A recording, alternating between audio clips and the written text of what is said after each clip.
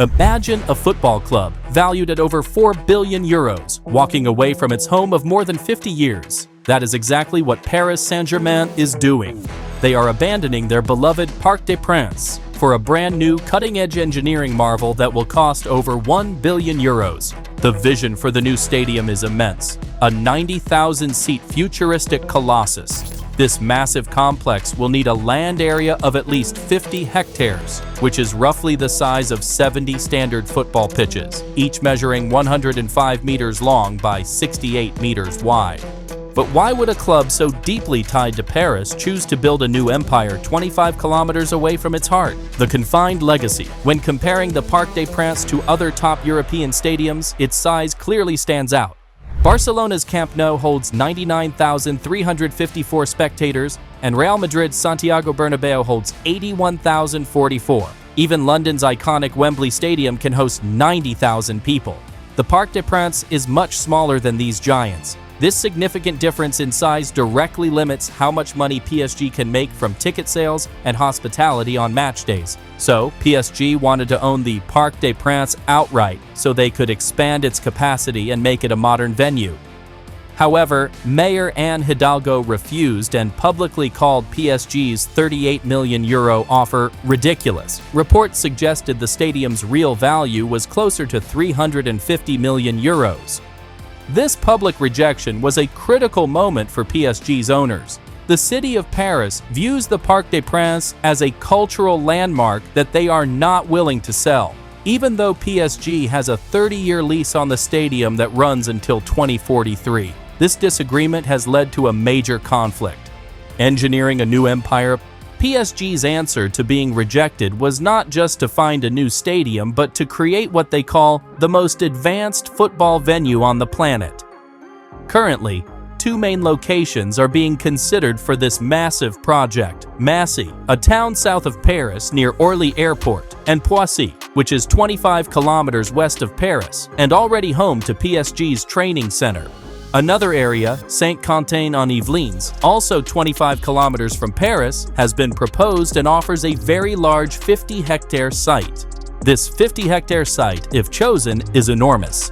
To give you an idea, it is roughly the same size as 70 standard football pitches laid out side by side, with each pitch measuring 105 meters long by 68 meters wide. This vast amount of space is absolutely necessary because the plans include not just the stadium itself, but also integrated stores, hotels, and immersive fan experiences, creating a whole new complex. An important factor for PSG is that both Massy and Poissy are artificially developed sites. This means they are likely brownfield or industrial areas that can be redeveloped, which helps avoid major new environmental impacts. However, the Saint-Quentin-en-Yvelines site has faced some opposition because it is close to a Natura 2000 area, a zone protected for its biodiversity.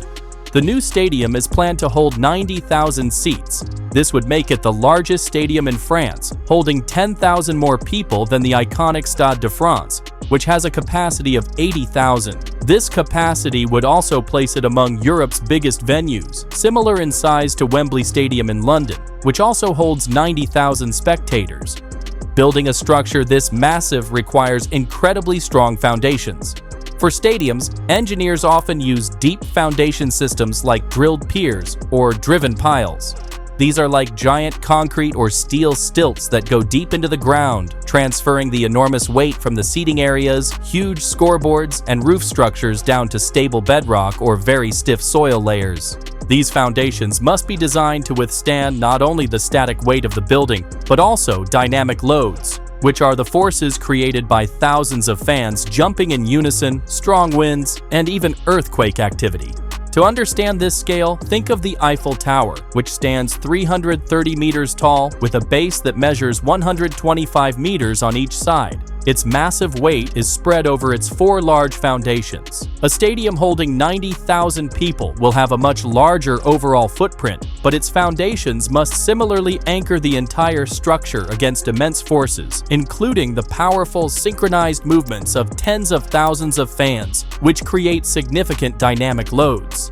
The new stadium will feature steeper stands closer to the pitch. This design choice is engineered to create a cauldron effect. that traps and amplifies crowd noise, making the atmosphere much more intense and intimidating for opposing teams. It also improves sightlines for fans. The optimal slope or steepness for stadium seating is a careful balance between giving everyone a clear view and making sure they are comfortable during long events. While a slope of 10 to 20 degrees is common for comfort, very large stadiums might use steeper slopes, sometimes up to 25 to 30 degrees for rectangular sections with over 2,000 seats, or 12 to 15 degrees for large curved venues.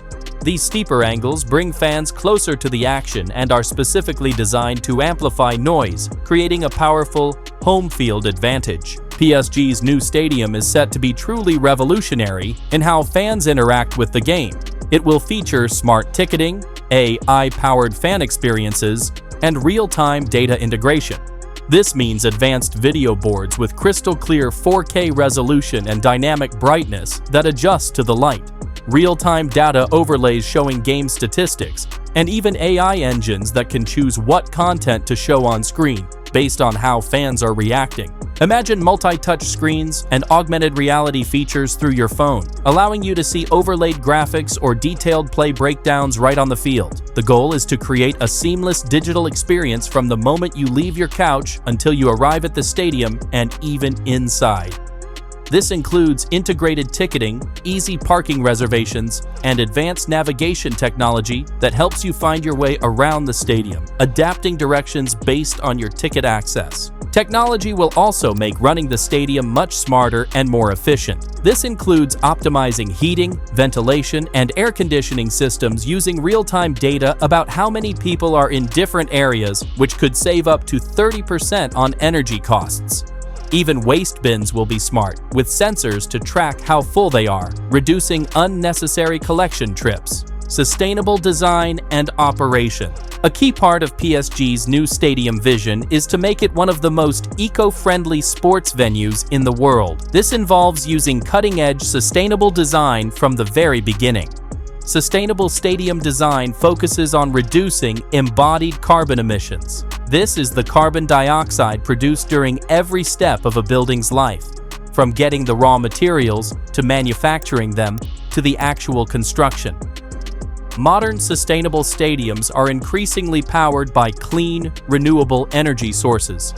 This includes large arrays of solar photovoltaic panels, powerful wind turbines, and geothermal systems that use the Earth's heat. The goal is to generate as much energy as possible right there on the stadium site. Beyond generating clean energy, the stadium will be designed to use less energy overall. This means installing highly efficient LED lighting, smart heating, and cooling systems that adjust based on how many people are in different areas, and a tight, well-insulated building shell to prevent unwanted heat loss or gain. A crucial engineering component is the use of large battery systems. These systems, sometimes even repurposing old electric car batteries, allow the stadium to store the renewable energy it generates. This stored power can then be used during peak demand, like on match days when the stadium is full, providing reliable power and reducing the need for noisy, polluting diesel generators. Smart water management systems are essential for a sustainable stadium. This includes collecting rainwater from the massive roof and storing it in large underground cisterns. This collected water can then be used for irrigating the surrounding landscape or for the stadium's cooling towers. Additionally, gray water from sinks and showers can be treated and recycled for non-drinking uses like flushing toilets. The construction will prioritize green building materials. This means using things like recycled steel and low-carbon concrete. Recycled steel is incredibly strong and durable, and using it instead of new steel can cut carbon emissions by up to 75%. Innovations in concrete, such as adding materials like fly ash, can reduce greenhouse gas emissions from concrete production by 20%. Modern stadiums are aiming for zero-waste operations. This is achieved through comprehensive recycling and composting programs, with recycling and compost bins placed everywhere. The road ahead. Even before a single brick is laid, PSG's new stadium project is surrounded by controversy. Moving the club to a suburb like Massy or Poissy, which are 15 to 30 kilometers away from central Paris, is a huge change from the club's traditional home, Many longtime supporters and passionate fan groups, known as ultras, are strongly against leaving the Parc des Princes. They believe the unique atmosphere of their current stadium simply cannot be recreated in a new location. Transportation is another significant hurdle. Moving 90,000 fans to a new suburban location requires extensive planning for public transport links and enough parking spaces. For example, traveling from the Eiffel Tower to Massy could take around an hour by public transport, which is twice as long as the current journey to the Parc des Princes. This stadium project has turned into a high-stakes public battle between PSG's Qatari owners and Paris city officials. Mayor Anne Hidalgo has publicly stated that she does not expect PSG to leave the Parc des Princes, even though her office rejected their offer to buy it. The city even proposed legal action to cancel the regional amendment that would provide PSG with 50 hectares of land for a new stadium. PSG views this as blatant hypocrisy and a clear attempt to force them to stay at their current home. The protracted political standoff has effectively forced the club into a dramatically more expensive and complex engineering solution. The cost of this political deadlock is not merely the difference between the estimated €350 million value of the Parc des Princes and the €1 billion price tag of the new stadium. It also includes the years of delays in securing a new home, the added logistical complexities of developing a greenfield site, and the potential alienation of a portion of the fan base. The estimated cost for the new stadium alone is more than €1 billion. The project is expected to be completed around 2028 or 2029. This means that once a site is officially chosen and all necessary permits are secured, the actual construction phase will take approximately 4 to 5 years. Building a large stadium typically involves several phases. These include a project kickoff and conceptual phase, each lasting about 6 months. Then comes a detailed design phase, which can take around 12 months, followed by a tender process for contractors, lasting about 3 months. The actual construction phase for a complex facility like this can range from 12 to 30 months, with 24 months being a common estimate. After construction, there is a handover period of about 3 months and a post-handover testing phase of 6 months. This means the detailed engineering design and securing permits will be a significant and time-consuming challenge even before ground can be broken. What do you think about PSG's bold move to build this engineering marvel? Share your thoughts in the comments below. If you found this deep dive into the future of stadium design fascinating, hit that like button, subscribe for more incredible engineering stories, and turn on notifications so you do not miss our next video.